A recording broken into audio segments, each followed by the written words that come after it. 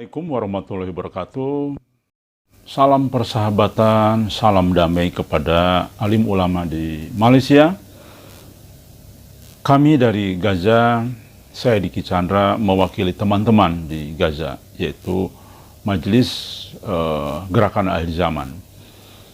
Alhamdulillah, kami sangat senang sekali mimpi Sayyid Muhammad Qasim sudah menjadi perhatian di Malaysia, sudah menjadi perhatian alim ulama di Malaysia. Tentu ini adalah semua karena berkat rahmat Allah Subhanahu wa Ta'ala. Alim ulama yang kami hormati, kami cintai, kami muliakan, kami sangat senang sekali.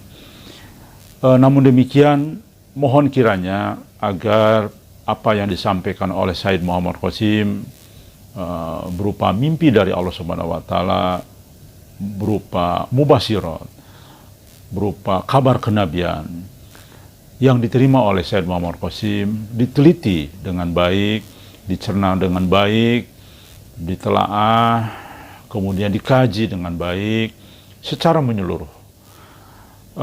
Saya mau mengingatkan, mohon maaf, bukan menggurui. Nabi Muhammad SAW 14 abad dan yang lalu menyampaikan bahwa kabar kenabian setelah beliau wafat itu tidak ada, kecuali dalam bentuk mimpi. Petunjuk dari Allah Subhanahu wa Ta'ala langsung, itu hanya dalam bentuk mimpi.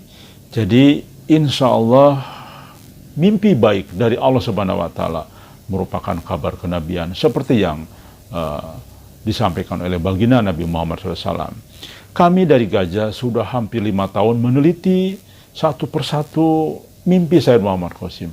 Alhamdulillah, tidak ada satupun yang menyelisih dari Al-Quran dan hadis.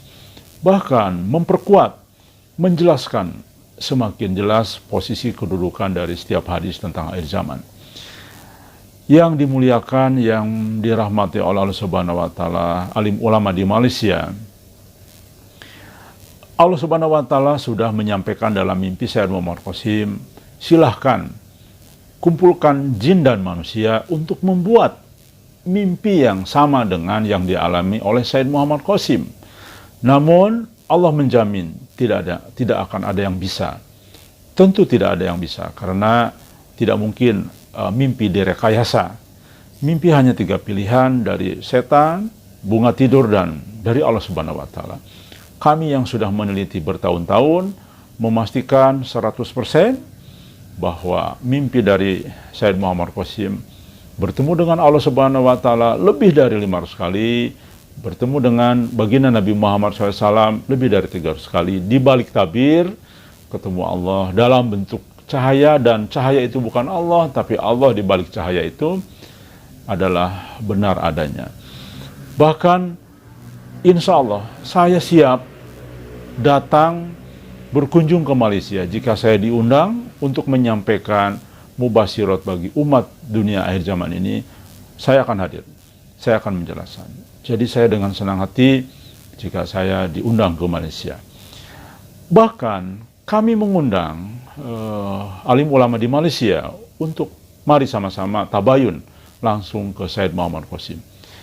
Untuk perlu diketahui, ulama di Indonesia alhamdulillah sudah mulai satu persatu percaya. Bahkan ada 2 ulama di Indonesia yang sekarang sudah gabung di Majelis Dewan Syuro Gaza. Artinya ini satu hal yang memiliki kebenaran yang jelas sekali. Bahkan alhamdulillah satu persatu sudah mulai percaya walaupun tidak terbuka, tidak muncul ke permukaan karena masih menjaga situasi dan sebagainya. Alhamdulillah Gaza Indonesia juga terbuka. Kami tidak ada sembunyi-sembunyi, kami bukanlah gerakan liar, kami bukanlah ormas, kami gabungan dari semua harakah yang ada. Di Gaza ada orang NU, orang Nahdien ada. Di Gaza ada orang Malaysia, ada orang Dewan Dakwah, ada orang Persis, ada jamaah tabligh juga banyak. Ada berbagai harakah lain. Jadi kami bukanlah sekumpulan yang tidak jelas. Jadi kami ini alhamdulillah, bahkan orang Salafi pun ada. Alhamdulillah, Masya Allah.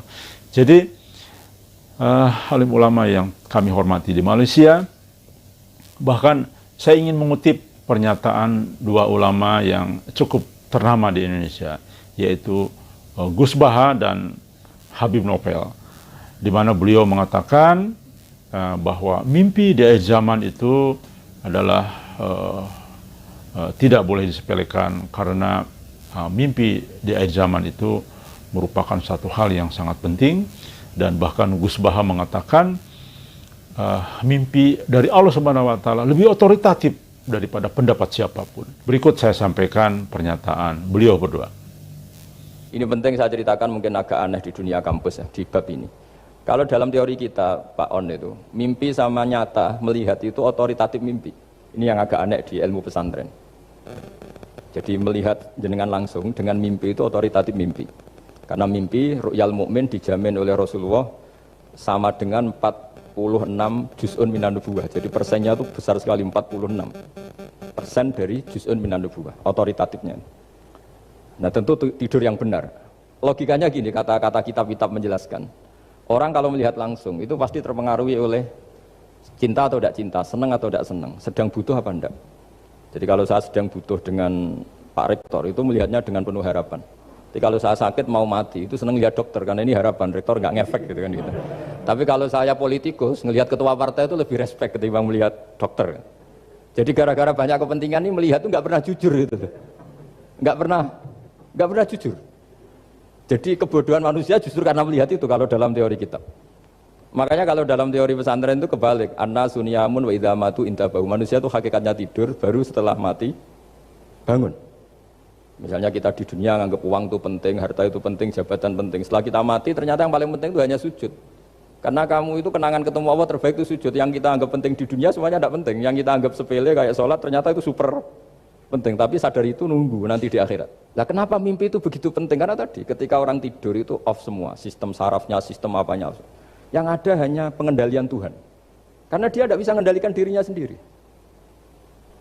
Apalagi kalau tidurnya benar ya tentu pakai wudhu, terus pakai doa-doa, terus menghadap kayak mayit itulah, standar mayit, menghadap ke kiblat kayak posisi mayit itu. Akhirnya mimpi itu penting. Karena di situ manusia nggak punya nafsu, nggak punya keinginan. Sehingga yang ada itu, kata Nabi itu ada sittatun wa arba'una juz'an minan nubuwah.